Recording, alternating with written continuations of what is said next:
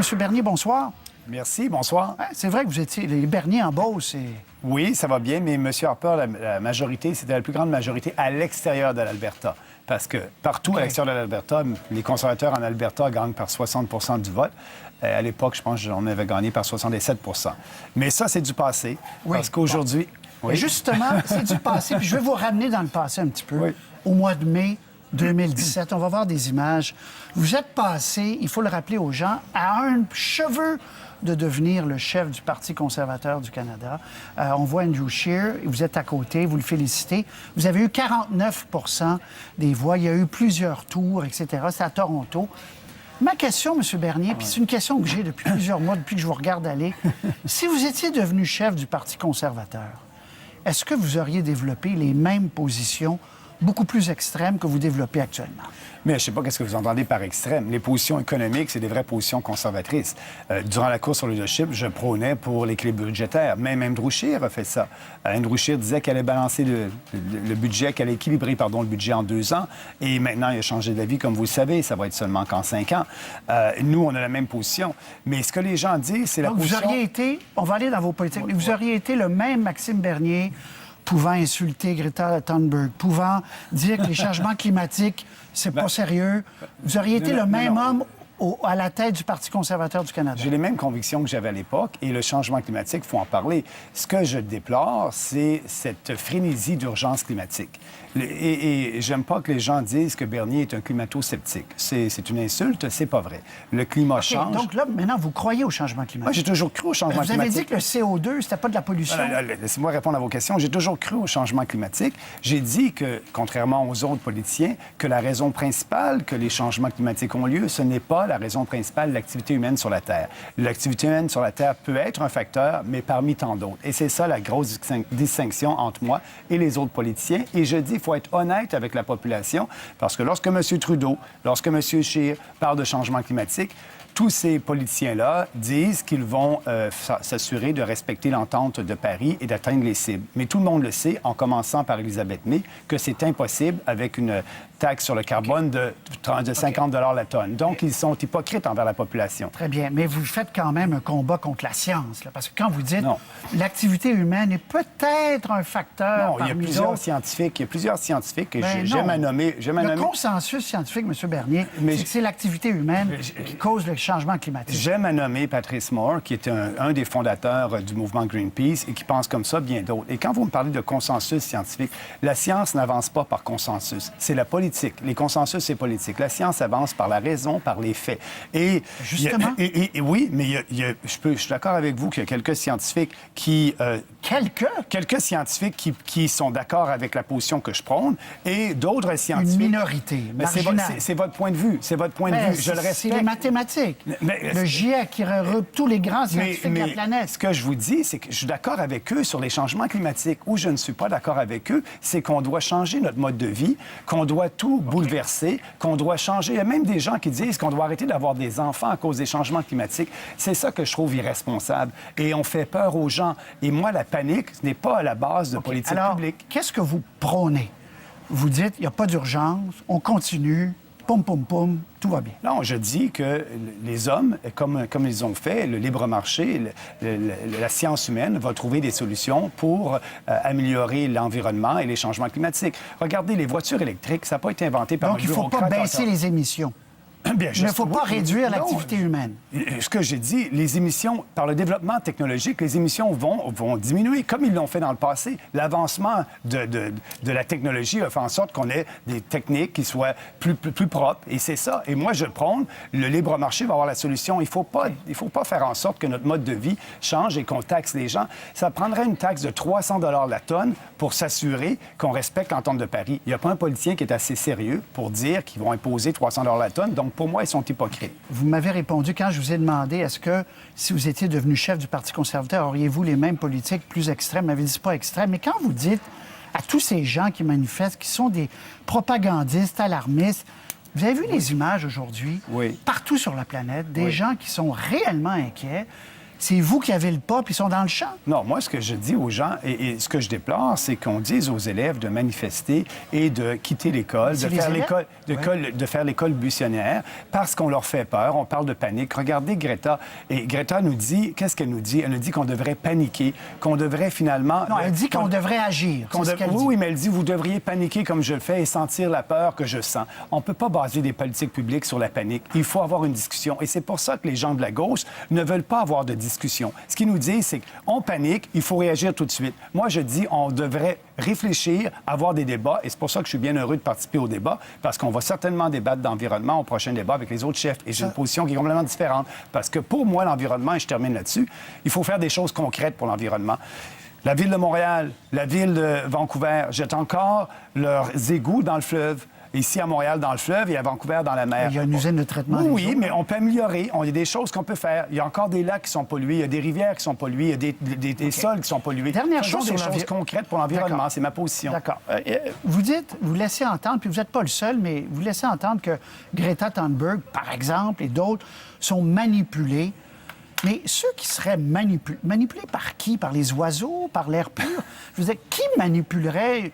Je veux dire, les lobbies importants, vous le savez, M. Bernier, vous le savez, c'est les pétrolières, c'est les gens qui ont un lourd poids économique, c'est eux les lobbies, c'est pas les environnementalistes. Bien, écoutez, les radicaux environnementalistes qui veulent qu'on change notre mode de vie, là, qui veulent nous imposer un mode de vie différent, la société évolue, la technologie est là, les changements climatiques sont là et on a des moyens pour s'assurer que l'air et l'eau soient plus purs et il faut le faire. Mais actuellement, c'est la panique qui est là. Moi, je suis contre cette panique-là. C'est juste ce que je vous dis. Immigration, c'est très clair. Vous proposez qu'on baisse l'immigration au Canada. Est-ce que c'est radical, ça? Est-ce que c'est radical, ça? Pas nécessairement. Bon. C'est un débat. Et d'ailleurs, vous avez dit qu'on ne pouvait pas parler de ces choses-là. Je vous signale qu'il y a eu une campagne électorale au Québec où on a parlé ouvertement de ces choses-là. Effectivement, mais c'est mes opposants politiques qui disent ça. M. Trudeau a laissé sous-entendre que si on parle moi, j'ai pas dit que d'immigration... c'était radical. Ma question, c'est pourquoi il faut baisser, selon vous? Pourquoi il faut baisser? Parce qu'à 350 000 nouveaux immigrants par année, pour moi, c'est de l'immigration de masse. Pour moi, 350 000 par année, c'est plus d'1 million de personnes à chaque 3 ans. 350 000 nouveaux arrivants à chaque année, c'est la population de la Nouvelle-Écosse en 3 ans. Et ce que je dis, c'est qu'à 350 000 immigrants par année, par capita, le Canada va être le pays qui va recevoir le plus d'immigrants que tous les autres pays occidentaux. Donc, et à 150 000 par année, par capita, on va recevoir le même nombre d'immigrants légaux que les autres pays, les Américains, les Français, etc. Mais moi, je veux une meilleure intégration des immigrants. Comme a dit, vous m'avez parlé de la politique provinciale, comme a dit M. Legault, on veut en avoir moins, mais on veut s'en occuper mieux.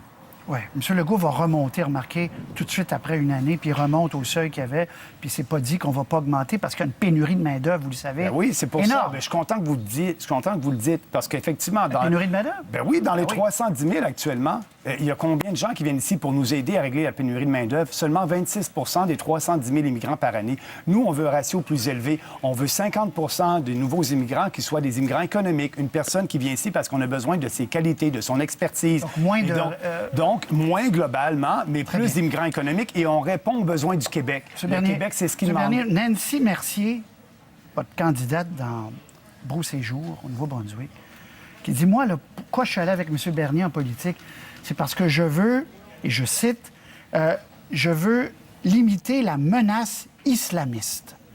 Là, quand je vous parlais de position extrême, c'est ça dont je vous parle. Ce discours-là qui joue sur la peur des gens, est-ce qu'il y a une menace islamiste au Canada? On ne joue pas sur la peur de personne, contrairement... Non, mais je vous pose la question. Y a-t-il une menace islamiste au Canada? En ce qui me concerne, elle a le droit à ses opinions. Et c'est ça, la liberté d'opinion. Vous êtes le chef. Moi, ce que je dis, il faut faire une différence. Regardez juste en Ontario ce qui se passe présentement. Il y a un parti politique qui veut devenir un parti politique officiel en Ontario et prône la charia.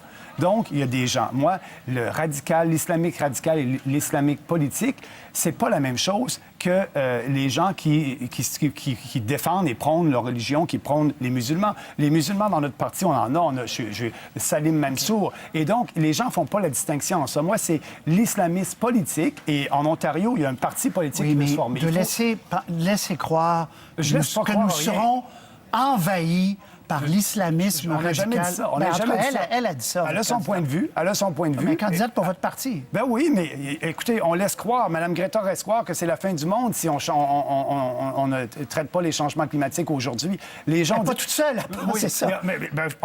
Parlons d'environnement.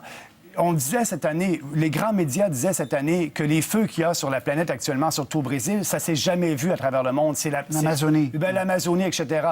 Mais la BBC a fait un bon reportage. Les feux qu'on a actuellement, là, c'est moins pire. On avait des pires il y a 15 ans. Elle a fait un reportage en regardant les photos satellites. Regardons les faits. C'est que oui, en Amazonie, il y a eu des feux de forêt, mais c'est pas les pires feux de forêt. Et si on écoute les nouvelles, des fois, on pense que c'est les pires feux. Il y a 15 ans, il y en avait encore plus sur la planète. Oui. D'ailleurs, je fais une parenthèse. De la BBC. Je fais une parenthèse parce que vous exportez le style Trump et C'est vous qui aimez le dites? bien. Non. Non? Non, absolument pas. Vous n'avez pas dit ça d'ailleurs que vous respectiez puis vous trouviez que son populisme, c'est ce qu'il fallait faire Non, au Canada? Absolument pas. J'ai dit que on fait de la politique différemment. Je suis un politicien populiste, oui, mais c'est un populiste intelligent. On ne fait pas appel à l'émotion des gens. On fait appel à leur intelligence avec des politiques publiques qui sont bâties sur des principes. La liberté, la responsabilité, le respect et l'équité. Et tous nos politiques publiques sont issus de ces principes-là. Et il faut expliquer à la population nos positions. Et c'est ça que j'aime en politique. Je vais vous donner un exemple. Parler de la gestion de l'offre il y a 3 ans, c'était pas populaire. Mais plus qu'on en parle de l'abolition du cartel de l'UPA, bien plus que c'est populaire. On a les meilleures idées et on veut en débattre. Parlons-en de la gestion de l'offre. C'est ce qui vous a fait perdre, selon plusieurs, le peu de votes que vous auriez pu avoir pour être chef du Parti conservateur. En Beauce, ça ne va pas vous faire perdre cette fois-ci? Ben non, absolument. Votre opposant conservateur n'est pas un producteur laitier? Bien oui, justement, et c'est ça le débat en Beauce. Il est là pour défendre ses propres intérêts pécuniaires. Il travaille avec l'UPA en Beauce. Moi, je suis là pour défendre l'ensemble des Beaucerons. Je souhaite que les Beaucerons peuvent payer la moitié moins cher pour leur lait, leur poulet, leurs œufs. L'économie pour une famille beauceronne, ça serait 400 $ par année. Et je pense que c'est important. Mais M. Lehoux veut travailler avec l'UPA et défendre son privilège. Et j'ai rien contre ça. C'est la nature humaine qu'on veut défendre nos privilèges. Mais quand on veut travailler pour les Beaucerons, on devrait penser pour l'ensemble des Beaucerons. Et ce que je dis aux producteurs laitiers, je leur dis, écoutez, vous faites de bons produits.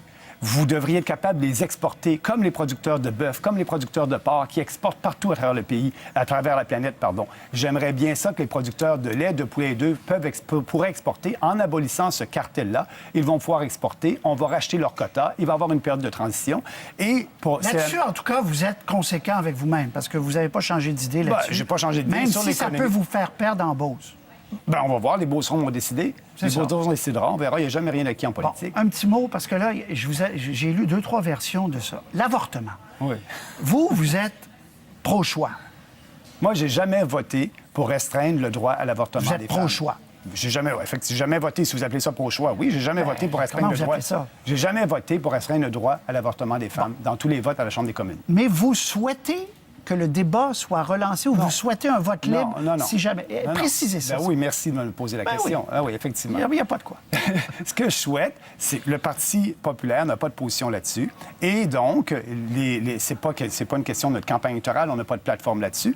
Puis si jamais il y a un vote qui vient de n'importe quel parti politique ou de n'importe quel député, ça sera un vote libre à la Chambre des communes. C'est ce que je souhaite. Et vous allez voter contre. Comme dans le passé. Je n'ai jamais contre. voté, effectivement, pour restreindre le droit à l'avortement. Non, mais je ne vous parle pas du passé, je parle de l'avenir. Vous voteriez contre. Je voterai selon mes principes et mes valeurs. Contre, donc pour le libre choix. Oui, mes principes et mes valeurs. Maxime Bernier, on va suivre ça le soir en Beauce et ailleurs, vos candidats. Merci. Bonne fin de campagne. Merci. Au revoir.